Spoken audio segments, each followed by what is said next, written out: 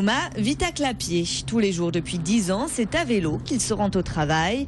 À 7 km de là, près du domaine d'eau à Montpellier, un parcours semé d'embûches et pourtant ici, les collectivités ont investi pour construire des pistes cyclables. Avant, il n'y avait que la route avec les voitures, mais il faut savoir que les vélos ont le droit de rouler sur la route avec les voitures, c'est tout à fait normal.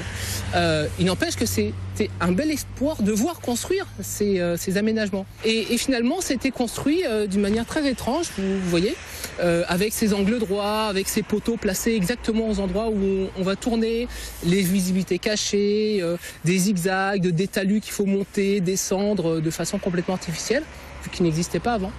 Alors là, vous voyez, je suis tranquillement sur la nouvelle piste cyclable. Elle est magnifique, très belle, mais il y a ce décroché très étrange qui fait que, voilà, je suis obligé de ressortir. Comme une centaine de cyclistes petits et grands, Thomas a donc rejoint la Vélorussion ce samedi. Venus de Clapier, Prades de Lez ou encore Montferrier, ils ont manifesté à 2 roues pour des pistes cyclables mieux conçues et plus sûres dans le nord de l'agglo de Montpellier.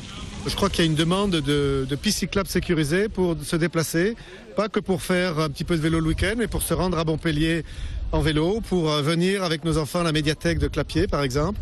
Et également entre le centre de Montferrier et Baillarguet, il y a beaucoup de personnes, on se rend compte, qui sont prêts à utiliser leur vélo à condition effectivement que les trajets soient sécurisés.